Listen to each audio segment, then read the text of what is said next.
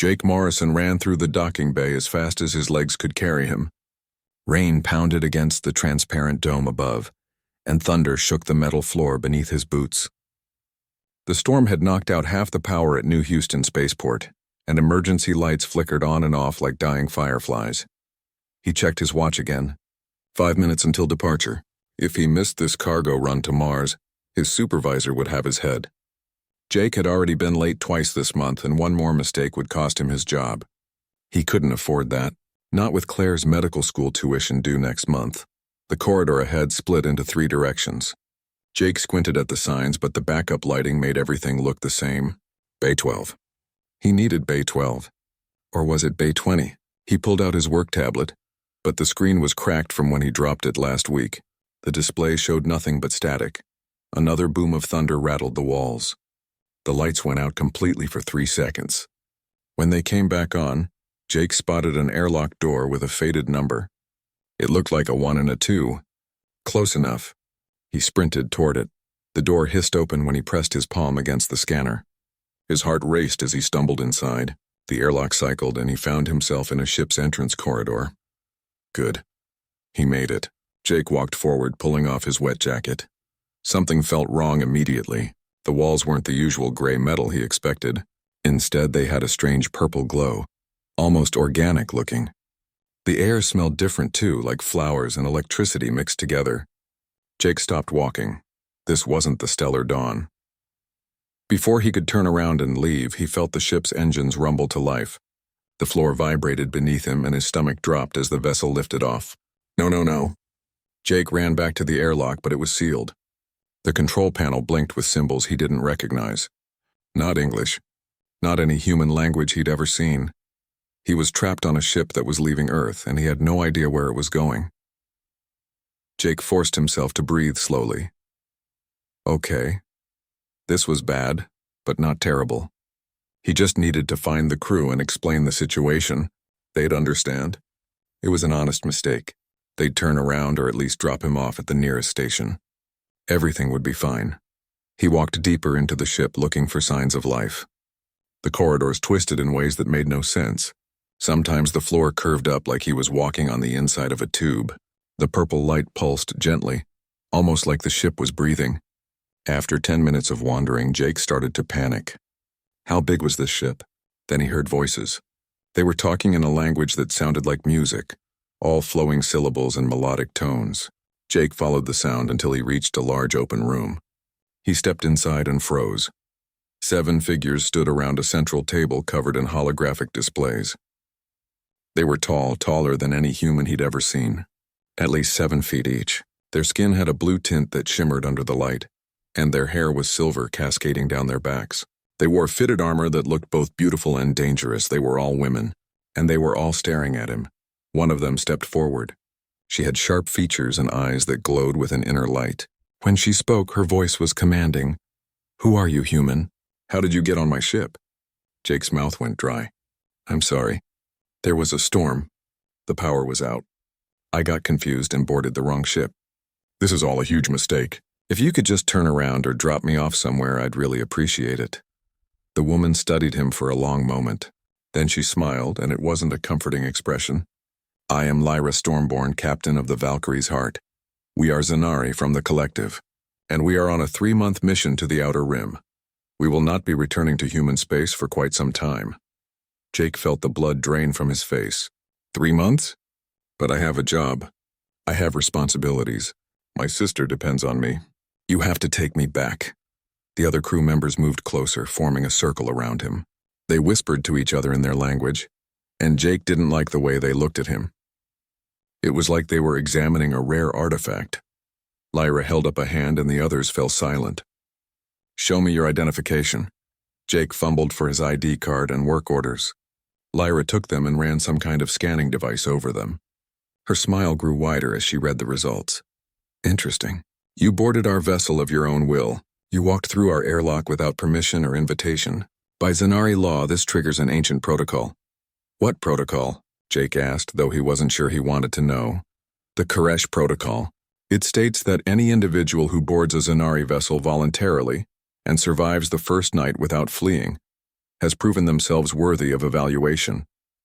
The crew may choose to claim such an individual if they show potential. Jake shook his head. I don't understand. Claim me like property? Not property, one of the other women said.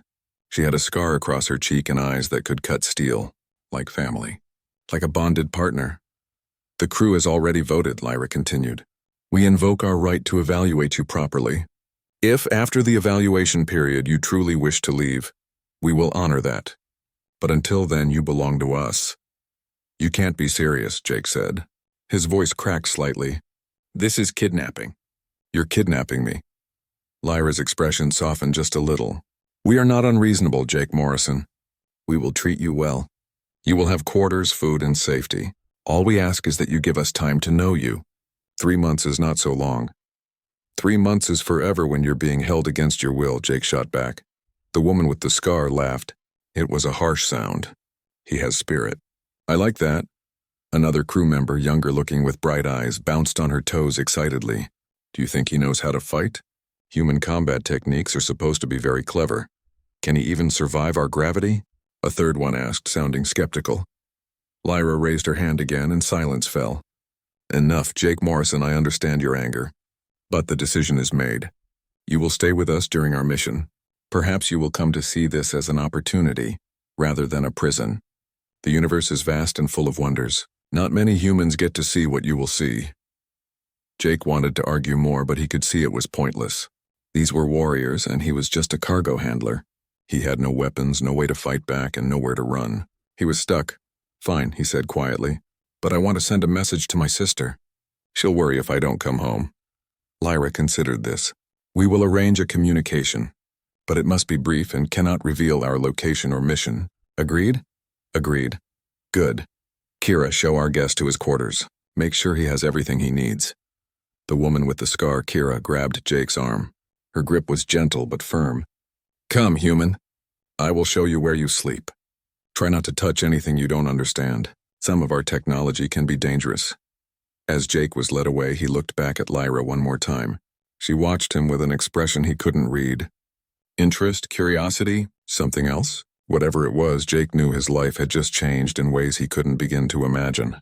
He'd boarded the wrong ship, and now he was heading into deep space with a crew of alien women who thought he was some kind of prize. This was going to be the longest 3 months of his life. Jake's quarters were nothing like what he expected. The room was large, easily twice the size of his apartment back on Earth. The walls shifted colors slowly, cycling from deep blue to soft purple.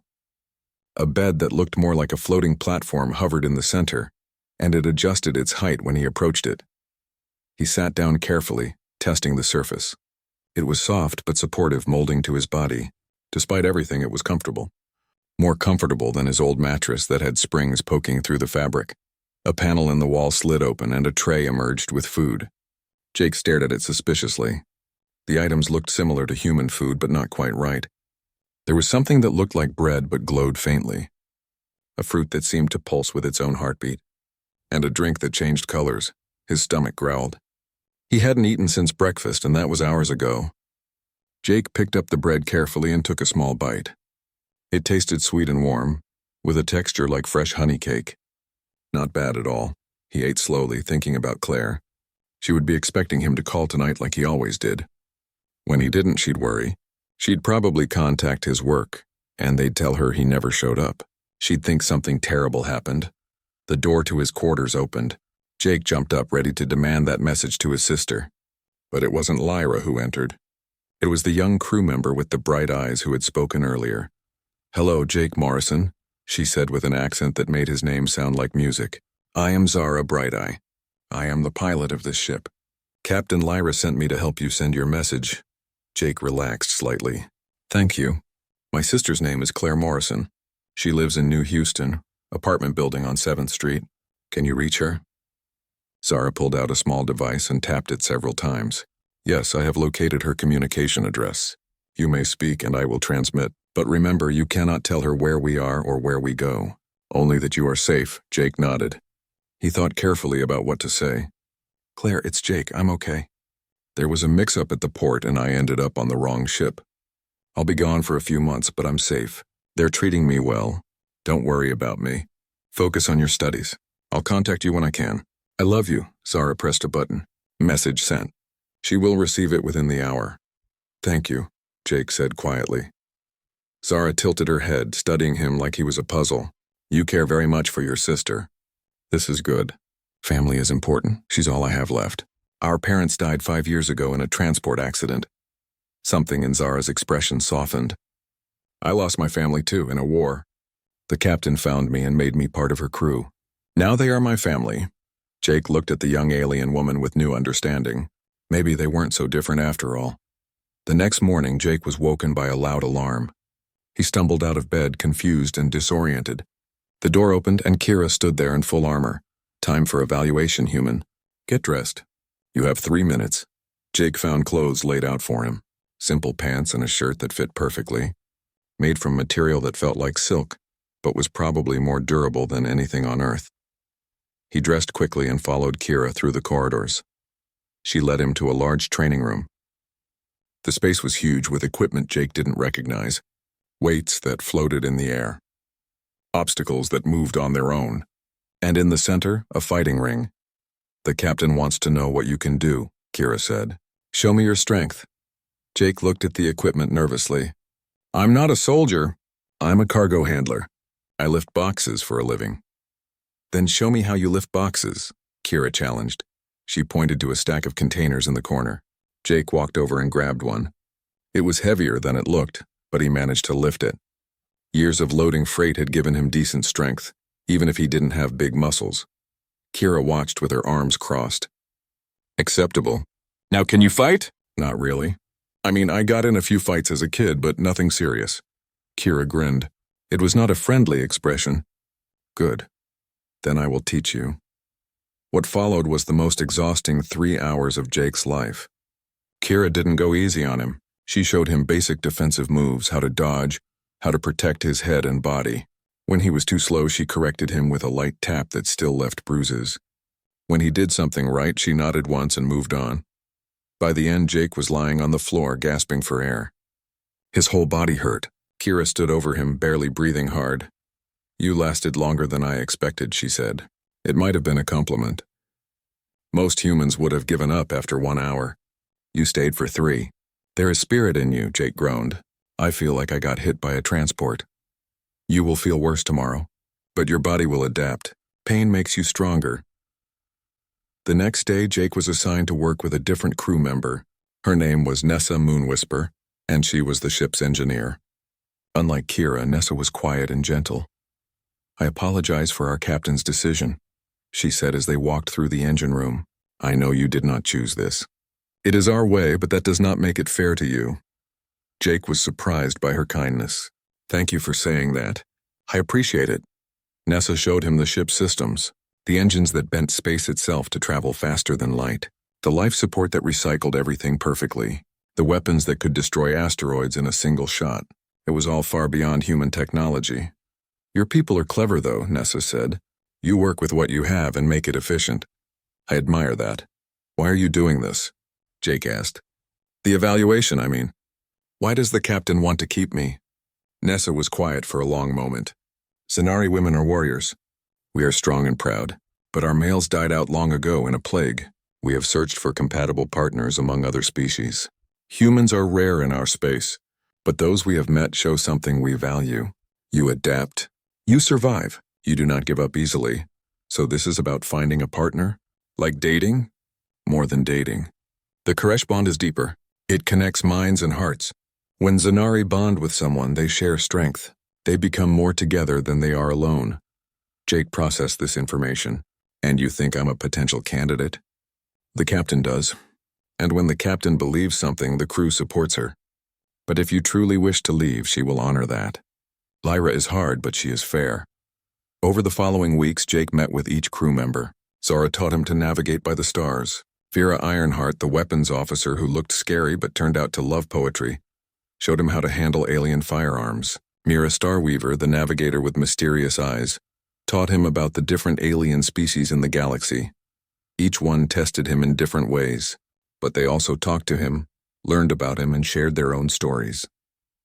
Jake began to see them as individuals rather than just as captors. He learned that Kira lost her entire family in a raid and blamed herself for surviving. That Zara dreamed of finding new worlds no one had seen before. That Nessa felt like she wasn't a good enough warrior because she preferred building things to breaking them. That Vera wrote poems about battles but never shared them because she thought the others would laugh. And slowly, despite his anger at being trapped, Jake started to understand them. They weren't monsters. They were just lonely. They were warriors in a universe that required strength, and they'd been alone for so long. One evening, Jake was sitting in the observation deck, watching stars stream past. Lyra came and stood beside him. "You have done well," she said. "The crew speaks highly of you. Does that mean you'll let me go home?" Lyra was silent for a moment. "We will reach a station in 2 weeks. You can leave then if you choose, but I hope you will consider staying. You belong here, Jake Morrison. I felt it the moment I saw you.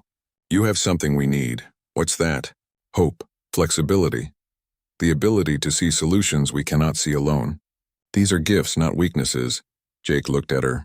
"I have a life on Earth, a sister who needs me, a job. Your sister is 23 and in medical school. She is capable and strong. Perhaps she does not need you as much as you think. Perhaps you use taking care of her as an excuse to avoid taking risks." The words stung because they were true. Jake had been playing it safe for years. Ever since their parents died, he'd been stuck in the same job, the same apartment, the same routine. He told himself it was for Claire, but maybe it was really because he was afraid. "Think about it," Lyra said. "You have 2 weeks to decide." She walked away, leaving Jake alone with his thoughts and the endless stars. The alarm woke Jake from a deep sleep. Red lights flashed throughout his quarters, and a voice spoke in Zanari over the ship's speakers. He couldn't understand the words, but the urgency was clear. Something was wrong. Jake pulled on his clothes and ran into the corridor. Crew members rushed past him in full combat armor, carrying weapons. No one stopped to explain what was happening. He followed the flow of movement until he reached the bridge. Lyra stood at the center, surrounded by holographic displays. Her face was hard and focused. "Report," she commanded. "Civilian transport under attack," Zara said from her pilot station. "Kryn raiders. 4 ships. The transport is damaged and losing life support." "How many people on board?" Lyra asked. "Sensors show 37 life signs. 15 are small children." Lyra's jaw tightened. "Set an intercept course." "Battle stations." Kira looked at the captain. "We have a human on board. Engaging in combat with him here is against protocol." "I know the protocol," Lyra snapped. "But I will not leave innocents to die. Jake Morrison, return to your quarters immediately. Lock the door and do not come out until someone comes for you. Understood?" Jake nodded and ran back the way he came. But as he reached his quarters, he stopped. He could hear the ship's weapons powering up, felt the engines push harder as they accelerated toward danger, and he thought about 37 people, 15 of them children, waiting to die while he hid in his room. He couldn't do it. He couldn't just sit there. Jake changed direction and headed for the cargo bay instead. He'd explored the ship enough over the past weeks to know the layout. If he couldn't fight, maybe he could help in another way. The cargo bay was empty. Everyone was at their battle stations. Jake ran to the communication panel and started working. He'd seen Nessa use these systems. They were complex, but the basic principles were the same as human technology. Everything needed power, signals, and receivers. He routed the external communications array to the cargo bay panel. It took 3 tries and some creative rewiring, but he finally got it working. Then he broadcast on all human frequencies. "Transport ship, this is Jake Morrison on the Zanari vessel Valkyrie's Heart. We're coming to help. Can you hear me?" Static crackled for several seconds. Then a panicked voice broke through. "This is Captain Grant of the Transport Freedom's call. Our engines are failing. Life support is at 20%. We have children on board. Please hurry." "I'm not a soldier," Jake said, "but I might be able to help." "What's your ship model?" "It's a Harrison-class freighter, Model 7. Jake's heart jumped. He knew that model. He'd loaded cargo on those ships dozens of times. "I know that ship. Tell me what systems are failing." As Captain Grant listed the problems, Jake's mind raced. The Harrison class had a design flaw everyone in the cargo business knew about. The life support backup connected to the main power relay through a junction that often overheated during stress. If you rerouted power through the secondary junction, You could keep life support running even with main engines down. Listen carefully, Jake said. You need to access the power relay in Section 3. There's a panel behind the Cargo Master's station. Open it and look for 2 thick cables, one blue and one yellow. He walked Captain Grant through the repair step by step. Outside, he could hear the Valkyrie's heart engaging the raiders. The ship shook as weapons fired. Explosions echoed through the hull, but Jake focused on the voice in his ear, on saving those 37 lives. It's working, Captain Grant said, his voice filled with relief. Life support is stabilizing. How did you know how to fix that? I load cargo for a living, Jake said. Or I used to. Good luck, Captain. He switched off the communication just as the cargo bay door opened. Lyra stood there, her armor scorched and her face furious. I ordered you to stay in your quarters. I know. I'm sorry. But I couldn't just hide while people died. Lyra walked toward him and Jake braced himself, but instead of yelling, she grabbed his face with both hands and stared into his eyes. What did you do? I contacted the transport. Walked them through an emergency repair. They're Harrison-class freighters. I know those ships. I knew how to fix their life support. Lyra's expression shifted. The anger faded, replaced by something Jake couldn't identify. You saved them. All of them. Did you stop the raiders? Yes. They fled when they realized they were fighting Zanari warriors. We're bringing the transport passengers on board temporarily until we can get them to a safe station. She still held his face, her thumbs resting against his cheekbones. Her skin was warm, and her eyes glowed with that inner light. You disobeyed a direct order, she said, softly. I did. You put yourself at risk. No, you saved 15 children. I tried to help. Lyra smiled then, really smiled, and it transformed her entire face. In Zanari culture, protecting the young is the highest honor. What you did today will be remembered by the crew forever. You are no longer just a human we are evaluating. You are a hero. Jake felt his face heat up. I just did what anyone would do. No. Most people would have followed orders and stayed safe. You chose courage over safety. That is what makes you special, Jake Morrison.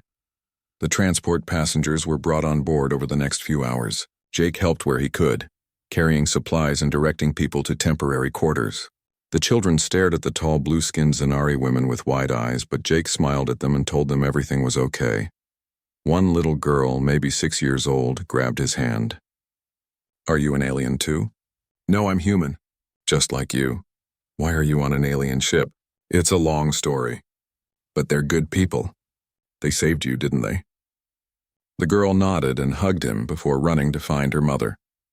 Among the rescued passengers was a woman around Jake's age with short brown hair and sharp eyes. She watched him with interest as he worked. Finally, she approached him. You're the one who helped Captain Grant with the repairs, aren't you?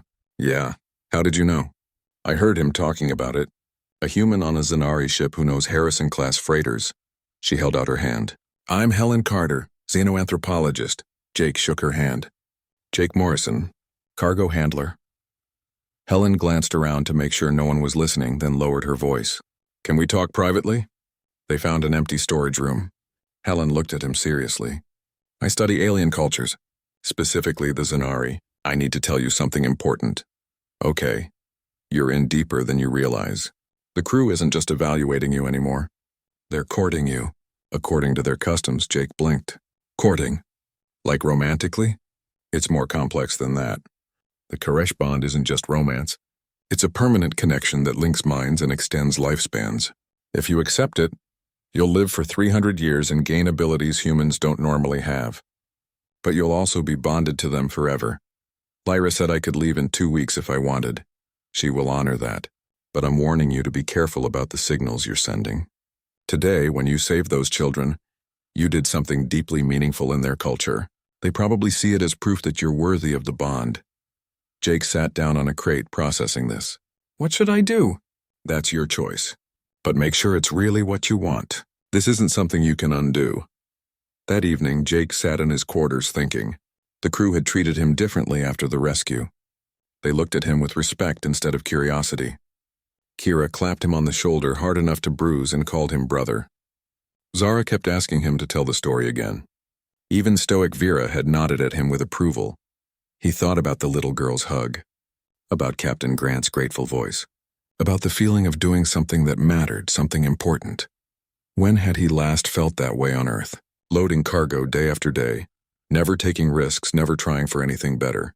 He'd told himself it was for Claire, but Helen's words echoed Lyra's. Maybe it was really about fear. A knock on his door interrupted his thoughts. He opened it to find Mira standing there. The navigator rarely spoke to him directly. "May I come in?" she asked. "Sure." Mira entered and looked around his quarters. "I have visions sometimes, of possible futures. It is my gift." "What kind of visions?" "I saw you before you came aboard. I told the captain that someone important would arrive during the storm." She prepared the crew. Jake stared at her. "You knew I was coming?" "I knew someone was coming. Someone who would change everything. I did not know it would be you." She turned to face him. "I have seen many possible futures for you, Jake Morrison. In some, you leave and return to Earth. You go back to your old life. It is safe but empty. And in the others? In the others, you stay. You bond with us, and together we do impossible things. We save thousands of lives. We bridge worlds. We become something greater than we are alone. Which future do you think will happen?" Mira smiled mysteriously. "That depends on the choice you make. But I will tell you this. The version of you I see in the second future is happy, truly happy. The version in the first future is not."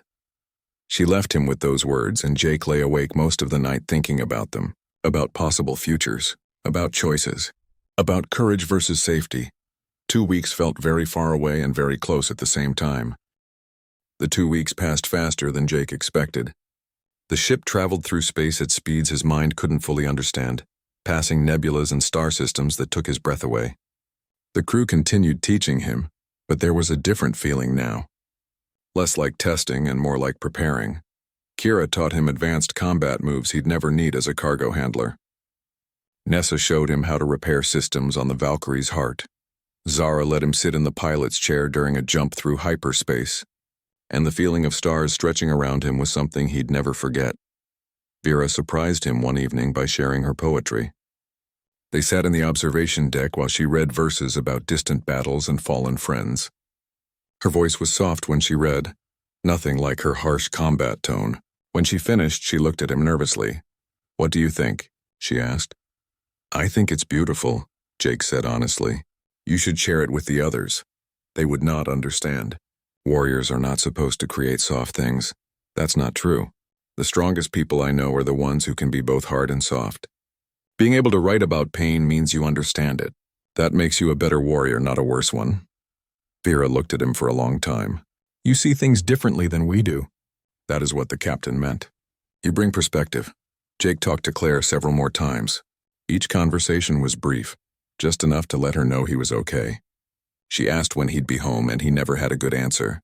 He told her about the crew, about the missions, about the universe beyond Earth. She listened and asked questions, and he could hear the excitement in her voice despite her worry. "You sound different," she said during their last call before the station. "Happier, do I?" "Yeah, I haven't heard you sound like this in years." "Not since before Mom and Dad died." Jake thought about that. "Maybe I am happier. I don't know. Everything is so confusing right now." "What are you going to do when you get to the station?" "Come home. Talk to you in person. Figure things out." "Jake, if you want to stay with them, I'll understand. You don't have to come back for my sake. Claire, you're my sister. You're my family. And I'll always be your sister no matter where you are. Don't give up something important because you think you have to take care of me. I'm not a kid anymore." Her words stayed with him after the call ended. Everyone kept telling him the same thing. Lyra, Helen, now Claire. Maybe it was time he listened. Gateway Station appeared on the view screens 3 days later.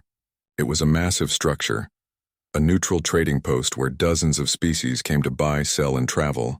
The Valkyrie's heart docked smoothly, and Lyra came to find Jake in his quarters. "We have arrived," she said. "I have arranged passage for you on a transport leaving for Earth in 3 hours. It will take you home." Jake stood up. "You're keeping your word. I said I would. A captain's word is law." She held out a small crystal that glowed with inner light. "This is for you. It contains our memories of your time with us. It is a traditional Zanari gift given to those we honor." Jake took the crystal. It was warm in his palm, and when he looked into it, he saw flashes of images. Himself training with Kira, laughing with Zara, working in the engine room with Nessa, all the moments of the past weeks. "Thank you," he said quietly. Lyra reached out and touched his face, her fingers gentle. "The choice is yours, Jake Morrison, but know that we will miss you. You brought light to this ship. You made us better. I made you better. You're amazing warriors. You save people. You fight for what's right. We are strong, yes, but strength alone is cold. You showed us warmth, humor, different ways to solve problems. These things we needed." She stepped back. "The transport leaves soon. You should go." Jake grabbed his bag, the same one he'd carried when he accidentally boarded the ship weeks ago. It felt lighter now. Or maybe he was the one who felt lighter. The crew gathered at the airlock to say goodbye. One by one, they came forward. Kira gripped his shoulder. "You learned well, little brother. In another life, you would make a fine warrior." Zara hugged him tightly. "I will miss your stories about Earth. Come back and tell me more someday." Nessa pressed a small device into his hand. "A communicator. It will reach us anywhere in the galaxy. If you ever need help, call." Vera handed him a data chip. "My poems. No one else has these. Keep them safe." Mira simply smiled and said, "Choose wisely, Jake Morrison. The future watches." Lyra walked him to the transport. They stood at the boarding ramp and neither spoke for several seconds. "If I wanted to come back," Jake said slowly, "would that be possible?" Lyra's eyes lit up. "Yes. We will complete our mission and return to this region in 1 month. If you are here waiting, we will take you aboard. If you are not, we will respect your choice and never contact you again. 1 month. 1 month." She leaned down and kissed his forehead gently. "Be well, Jake Morrison." Jake boarded the transport and found his seat. Through the window, he watched the Valkyrie's heart growing smaller as they pulled away. His chest ached in a way he didn't expect. The journey to Earth took 5 days. Jake spent most of it thinking.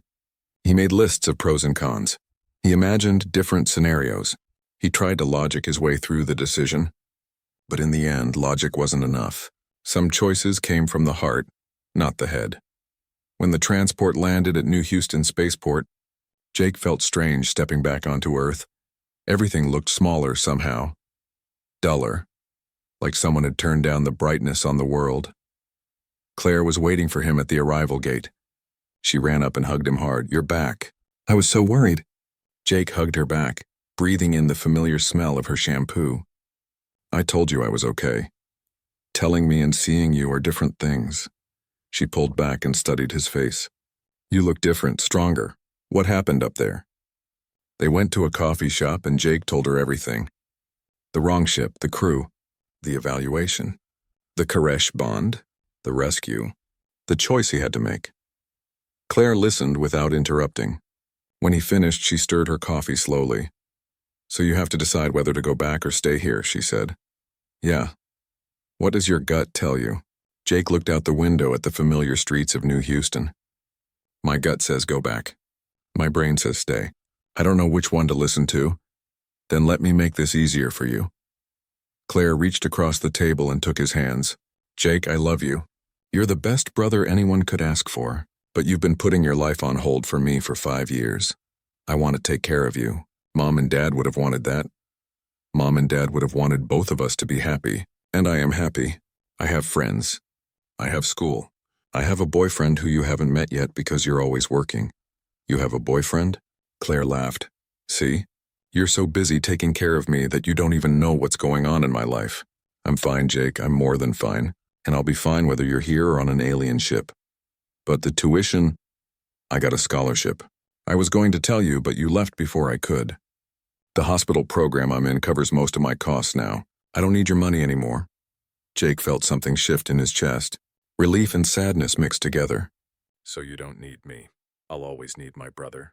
But I don't need you to sacrifice your happiness for me. If those aliens make you happy, go to them. If you want to stay on Earth, stay. But make the choice for you, not for me." Jake spent the next month settling his affairs. He closed his apartment lease, sold most of his belongings, quit his job properly this time with notice. His supervisor was shocked but wished him well. He visited his parents' graves and talked to them about his decision. He told them about the crew, about the universe he'd seen, about the person he was becoming. He wasn't sure if they could hear him, but it felt right to tell them anyway. He researched the Koresh bond thoroughly, read every article he could find about Zanari culture, watched interviews with the few humans who had bonded with other species. It was serious, life-changing, permanent. There was no going back once the bond formed. But he also thought about how he felt on the Valkyrie's heart. Useful, valued, part of something bigger than himself. He thought about Kira's rough affection and Zara's enthusiasm, about Nessa's kindness and Vera's hidden softness, about Mira's mysterious smiles and Lyra's strength. He thought about possible futures, the safe one where he found another cargo job and lived a quiet life, and the dangerous one where he went to the stars. On the last day before he had to decide, Jake met Claire for breakfast. "So?" she asked. "What are you going to do?" Jake smiled. For the first time in weeks, he felt certain. "I'm going back." Claire's face split into a huge grin. "Good, you should. Just promise you'll visit when you can." "I promise. And you have that communicator Nessa gave me. You can call any time." They hugged goodbye at the spaceport. Claire cried a little, and so did Jake. But they were good tears. The kind that came from love, not sadness. Jake boarded the transport to Gateway Station with a small bag and a light heart. He was going home, just not the home he expected. Gateway Station looked the same as when Jake left it a month ago, but he felt completely different. He walked through the corridors with purpose, his small bag slung over his shoulder. People of various species passed by, barely glancing at him. Just another human in a vast universe. He made his way to Docking Bay 12. His heart pounded as he approached. What if the Valkyrie's heart wasn't there? What if they'd changed their minds? What if they'd forgotten about him? But when he turned the corner, he saw it. The sleek alien vessel with its organic curves and purple glow. Home. Jake walked up to the airlock and pressed the call button. For several long seconds, nothing happened. Then the door hissed open and Zara stood there. Her face lit up like a supernova. "Jake, you came back." She grabbed him and lifted him off his feet in a hug that squeezed the air from his lungs. "Captain, everyone! He's here!" Jake came back. The rest of the crew came running. Suddenly, Jake was surrounded by tall alien women, all talking at once in excited voices. Kira punched his arm hard enough to bruise. Nessa had tears in her eyes. Vera actually smiled. Mira just nodded as if she'd known all along. And then Lyra pushed through the crowd. She looked at Jake for a long moment, her glowing eyes searching his face. "You returned," she said softly. "I said I would. You had a choice. You could have stayed safely on Earth. I know, but I didn't want safe. I wanted this. I wanted you. All of you." Lyra's expression transformed. She pulled him into an embrace that was both gentle and strong. "Then you shall have us. Welcome home, Jake Morrison." They brought him inside, and the familiar purple corridors felt right in a way Earth never quite had. His quarters were exactly as he'd left them, kept clean and ready for his return. "We hoped," Nessa said quietly. "We did not pray because warriors do not beg. But we hoped." That evening, the crew gathered in the common area. Lyra stood at the center, her presence commanding attention. "Jake Morrison has chosen to return to us," she announced formally. "He has chosen to undergo the Koresh bonding ceremony. This is a sacred ritual that will link us together permanently. Does anyone object?" Silence, then Kira spoke. "I welcome him as brother and bonded." "As do I," said Nessa. One by one, each crew member voiced their acceptance. When they finished, Lyra turned to Jake. "The bond is forever, Jake Morrison. It will change you, extend your life, give you abilities you do not have now, but it will also tie your fate to ours. If we die, you will feel it. If we suffer, you will suffer. Are you certain this is what you want?" Jake looked at each of them. These warriors who had become his family. "I'm certain." Then tomorrow we perform the ceremony. Jake didn't sleep much that night. He was excited, nervous, and a little scared. This was bigger than anything he'd ever done. Bigger than leaving Earth. Bigger than any choice he'd made in his life. The next morning, they led him to a room he'd never seen before. It was deep in the ship's center, a chamber with walls made of crystal that pulsed with light. Patterns moved through the crystal like living things, beautiful and hypnotic. The crew entered wearing ceremonial robes instead of armor. They looked different. More vulnerable, more human in a way. Lyra explained the process. Each crew member would share a memory with him, something deep and personal. Then they would form the bond together. linking their minds and hearts into a permanent web of connection. "It may be intense," she warned, "but do not be afraid. We will be with you through all of it." Jake stood in the center of the room. Kira approached first. She placed her hand on his forehead, and suddenly he was seeing through her eyes. He felt her grief when her family died, her guilt at surviving, her determination to never let anyone she cared about die again. The memory was so vivid it brought tears to his eyes. Nessa came next. Her memory was different, gentler. He saw her as a young girl building her first machine, feeling the joy of creation. Then later, being told she wasn't a proper warrior because she preferred engineering to fighting. The pain of never feeling good enough. Zara's memory was full of wonder. Flying through space for the first time, seeing planets and stars she'd only dreamed about. But underneath was loneliness. The feeling of exploring the universe alone, wishing for someone to share it with. Vera showed him the moment she wrote her first poem.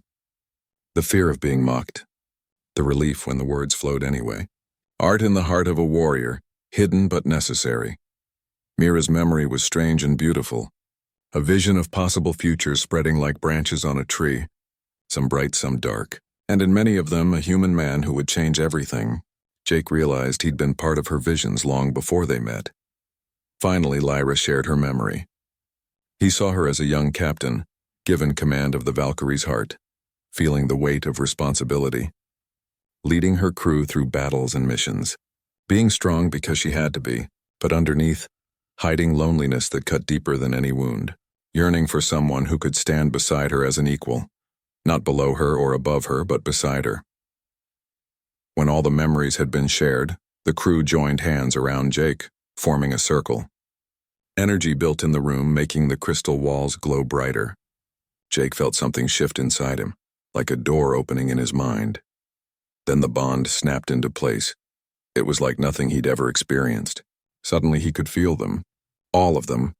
Not their thoughts exactly, but their emotions, their presence. Kira's fierce protection, Nessa's gentle caring, Zara's wild joy, Vera's hidden warmth, Mira's calm certainty, and Lyra's strength like an anchor holding them all together. And they could feel him too. His determination, his compassion, his ability to see solutions from angles they'd never considered. All his human quirks and qualities flowing into the bond, strengthening it. Jake gasped as power flooded through him. His body changed, muscles growing denser and stronger, his senses sharpened. He could hear Nessa's heartbeat from across the room, see individual flickers of light in the crystal, smell the unique scent of each crew member. "How do you feel?" Lyra asked, her voice filled with concern and hope. Jake looked at his hands. They looked the same but felt different, stronger, more capable. He looked up at the crew, his family, and smiled. "I feel complete," he said. The following weeks were an adjustment. Jake had to learn to manage the mental connection, to share thoughts and feelings appropriately without overwhelming anyone. The crew helped him, patient with his mistakes. He discovered that the bond gave him abilities beyond physical strength. He could sense danger before it happened, navigate instinctively, and when they worked together on missions, they moved as one unit, each person knowing what the others would do without speaking. Their first mission as a fully bonded crew was a rescue operation on a mining colony. A cave system had collapsed, trapping workers underground.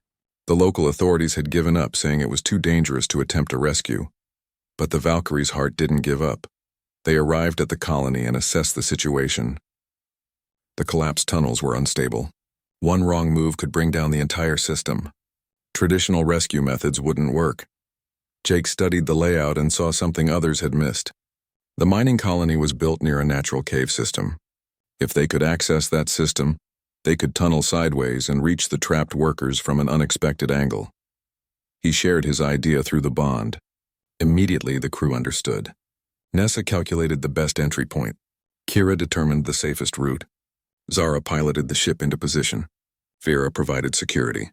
Mira guided them through the most promising timeline, and Lyra coordinated everything, her leadership binding them together. They worked for 12 hours straight, cutting through rock and stabilizing tunnels. Jake's human engineering knowledge combined with Nessa's alien technology created solutions neither could have found alone. When they finally broke through to the trapped workers, all 23 were alive. The colony celebrated them as heroes. But Jake knew the truth. They weren't heroes. They were just people who refused to give up, who worked together, who believed impossible things could be possible if you tried hard enough. News of the bonded crew spread.